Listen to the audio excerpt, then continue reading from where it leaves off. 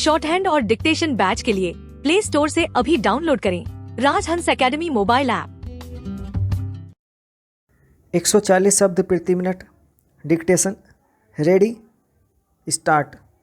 भाइयों, आखिरकार एक लंबे संघर्ष के बाद, जो कि मुख्य रूप से अहिंसात्मक था और जिसका नेतृत्व ऐसे विलक्षण व्यक्ति ने किया जो अहिंसा और सत्य को ईश्वर का पर्याय मानता था, परंतु स्वतंत्रता के किनारे पहुंचने के अंतिम चरण में भारत को खून की नदी में से होकर गुजरना पड़ा और यह नदी भारतीयों ने ही खोदी थी तथा इसमें भारतीयों का ही खून बह रहा था।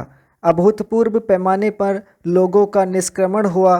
पुरुषों, स्त्रियों, बच्चों, बूढ़ों, बीमारों समेत 1 करोड़ व्यक्ति जिनके शरीरों से खून चूकर भारत की भूमि तक को रंग रहा था, भारत के एक ओर से दूसरी ओर गए।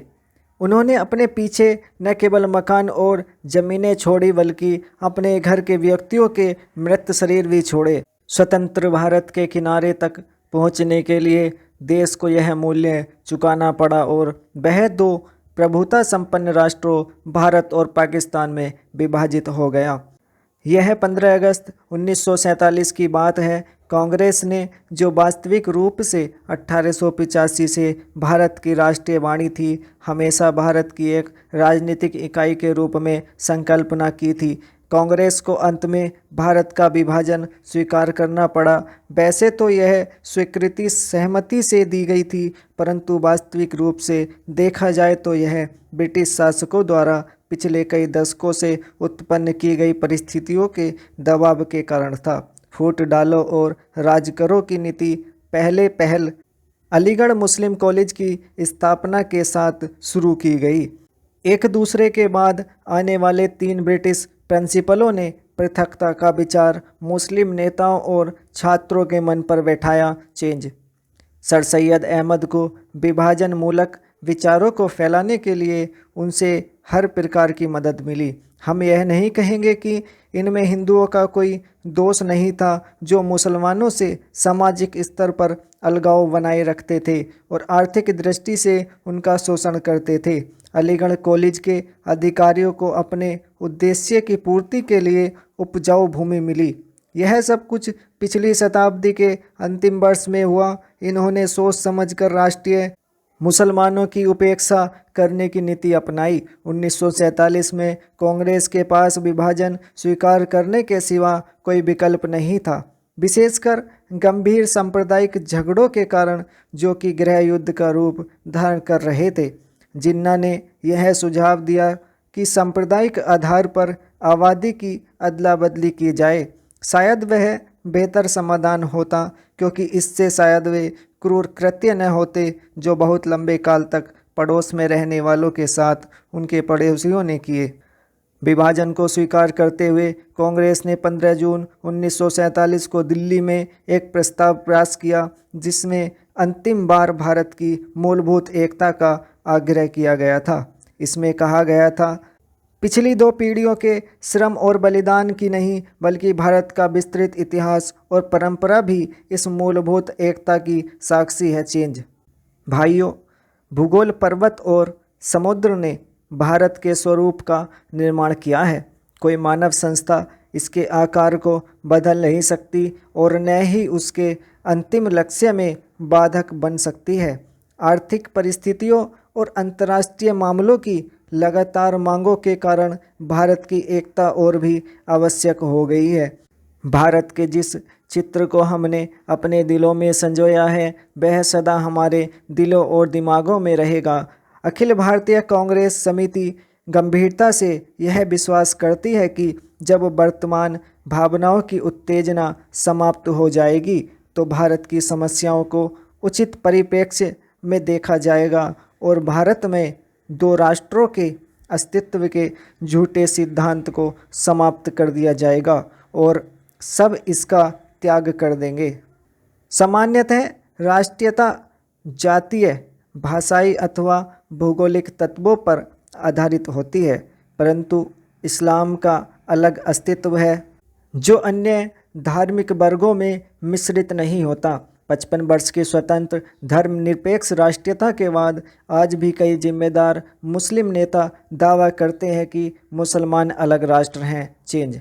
एक जिम्मेदार दल द्वारा इतने अधिक करुणाजनक और आत्मभ्रामक प्रस्ताव की कल्पना भी नहीं की जा सकती जितना कि अखिल भारतीय कांग्रेस समिति ने 15 जून 1947 को पास किया था। सभी नेता थक चुके थे और बूढ़े हो रहे थे। आदर्शवाद की जिस ज्वाला ने उन्हें 26 वर्ष पूर्व प्रेरित किया था उसका जोश ठंडा होने लगा था। कांग्रेस का विकास सदा ही बदलते नेतृत्व के माध्यम से हुआ था, परंतु पिछले 25 वर्षों में वही नेता कांग्रेस की सत्ता संभाले हुए थे। उनके व्यक्तित्व और उनके त्याग ने उनको जो ख्याति प्रदान की थी, उनको जो बल प्रदान किया था, उसको कोई युवा नेता चुनौती देने का साहस नहीं कर सकता था। विभाजन के विरोध में केवल एक ही स्वर था और वह था गांधी जी का, परंतु वे भी बहुत बूढ़े हो गए थे और उनका स्वास्थ्य भी ठीक नहीं था। उन्होंने अखिल भारतीय कांग्रेस समिति से प्रस्ताव स्वीकार करने के लिए कहा। यदि वे नई कार्यकारिणी समिति और नई अंतरिम सरकार के लिए नए नेता नहीं चुन सकते, प्रस्ताव को पहले कार्य समिति ने पास किया।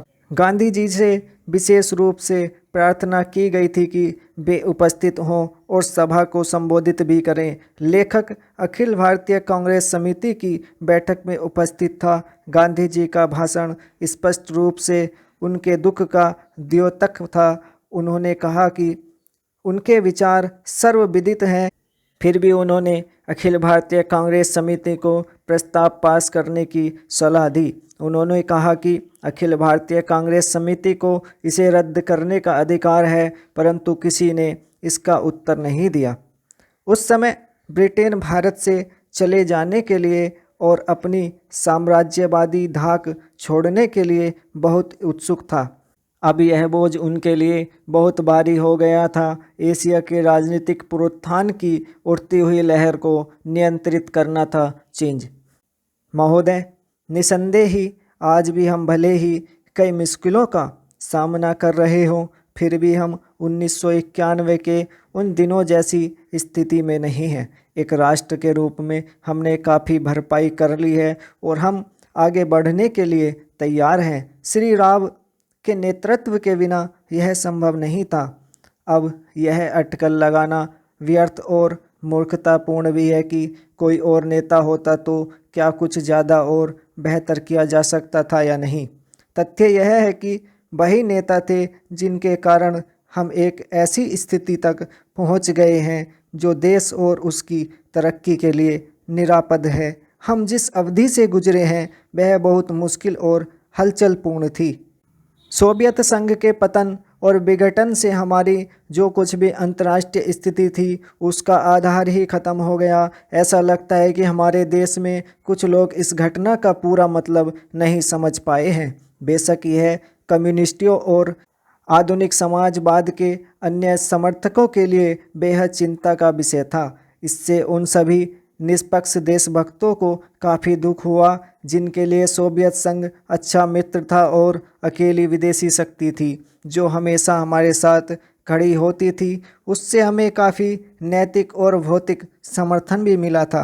हमारे देश में सोवियत संघ के तमाम मित्रों में भी सभी लोग यह नहीं समझ पा रहे थे कि आर्थिक, वैज्ञानिक और प्रौद्योगिकी के हिसाब से इसका क्या मतलब था और है। जब हमें सख्त ज़रूरत थी तो कोई ऐसा नहीं था जिसकी ओर हम देखते। घबराने और अपने देश को दिवालिया राष्ट्र घोषित करने के बजाय प्रधानमंत्री ने मुश्किलों का डटकर मुकाबला किया। हमें इस संकट से निकालने की व्यवस्था और साहस के साथ देश को एक नए आर्थिक रास्ते पर अग्रसर किया। चेंज।